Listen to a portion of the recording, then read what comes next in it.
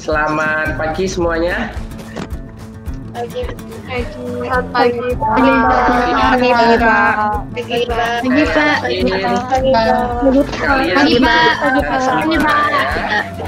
Secara singkat mengenai tata surya, fase-fase bulan dan pasang surut air laut hubungannya seperti apa dan proses terjadinya gerhana bulan maupun matahari.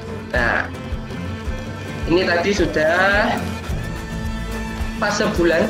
Fase bulan itu adalah bentuk bulan yang berbeda-beda setiap selang beberapa waktu.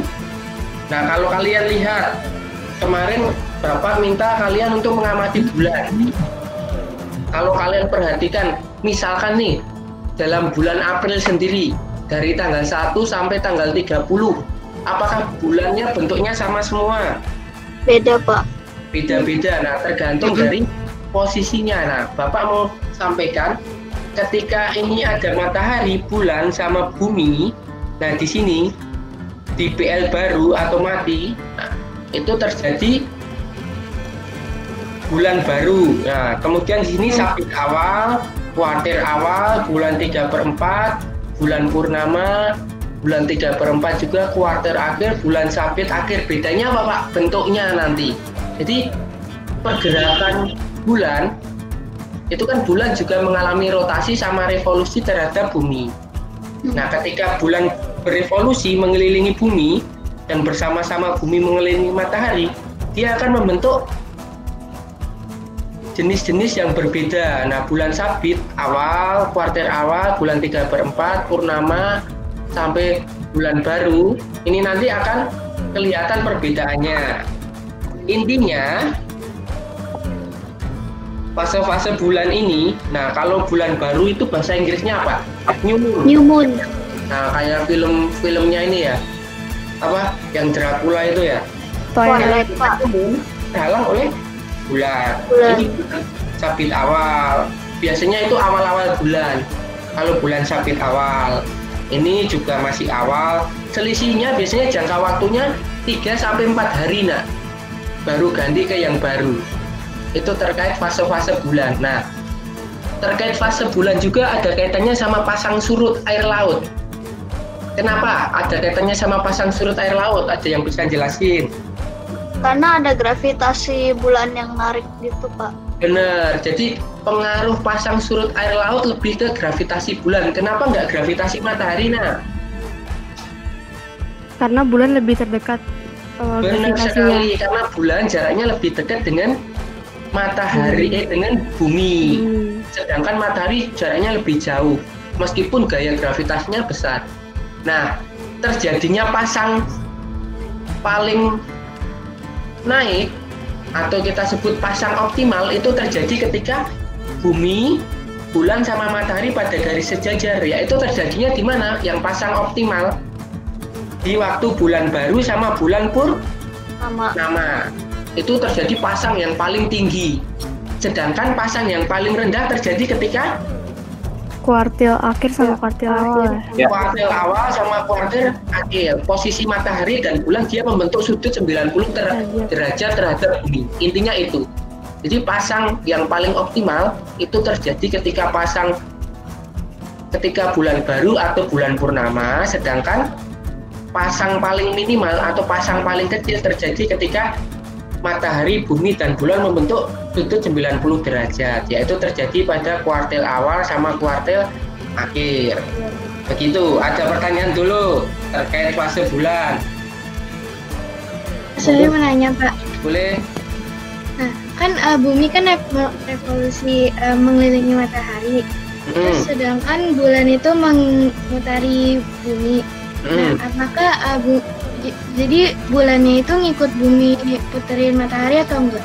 Iya, benar. Jadi sama bumi ikut mengelilingi matahari gitu ya. Maaf tadi. Jadi sembari mengelilingi bumi, dia bersama-sama bumi ikut berevolusi. Itu. Kalian bisa lihat demonstrasinya sebetulnya ada di lab kita ada. Kalian bisa lihat di YouTube juga banyak sekali terkait proses revolusi sama rotasi, ya. Ada lagi silakan ya. Kalau tidak ada, saya lempar ke Pak Iwan terkait gerhana, Pak. Monggo.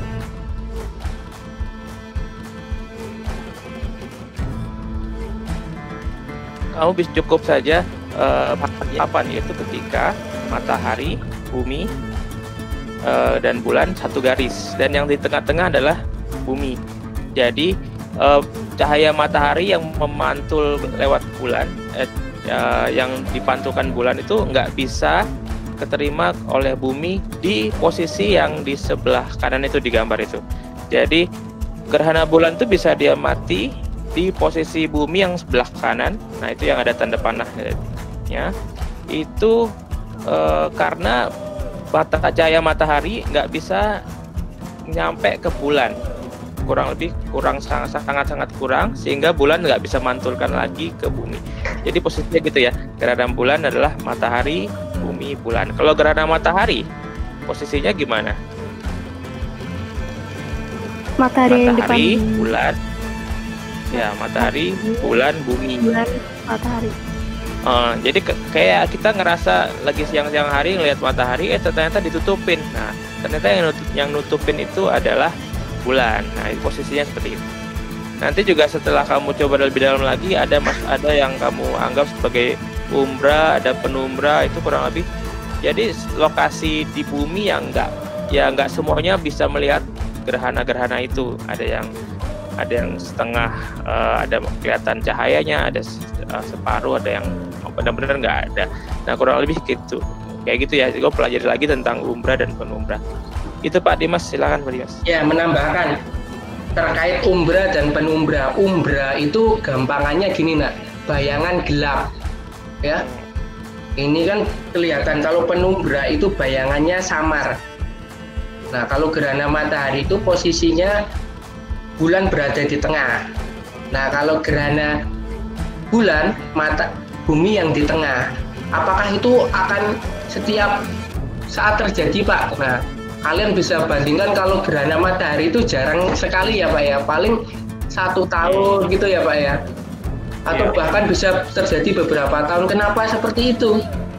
Nah, karena untuk menjadikan mereka itu satu garis lurus kan, skala rotasi sama revolusinya kan beda-beda. Nah, itu. Nah, kalau gerhana bulan itu lebih sering terjadi mungkin ya daripada gerhana matahari.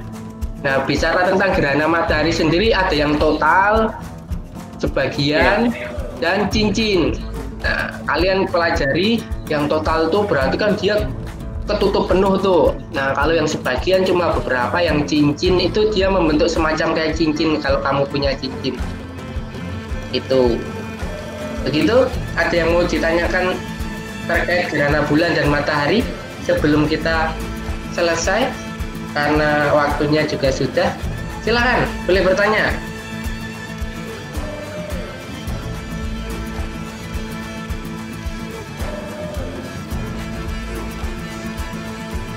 Silakan, boleh bertanya. Nah, terima kasih. Gitu ya. Boleh nyalakan dulu kameranya. Kita Terima coba kasih, Pak. Terima kasih. Di akhir. Terima kasih ya. Terima kasih, Pak. Terima kasih, Pak.